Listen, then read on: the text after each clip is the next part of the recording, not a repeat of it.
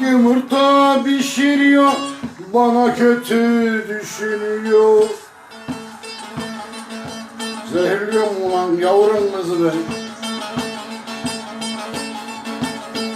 Uyuz gibi kaşınıyor, ol bu nasıl karı? Yavrum bu nasıl karı? Bize de böyle hadi oldu. Aç kolundan biz çıkmadık. Bizim de anamız babamız vardı. Alemde herkes mevcut. Bize de yavrum hadi böyle. Aç kolundan biz çıkmadık. Bizim de muhtar babamız vardı.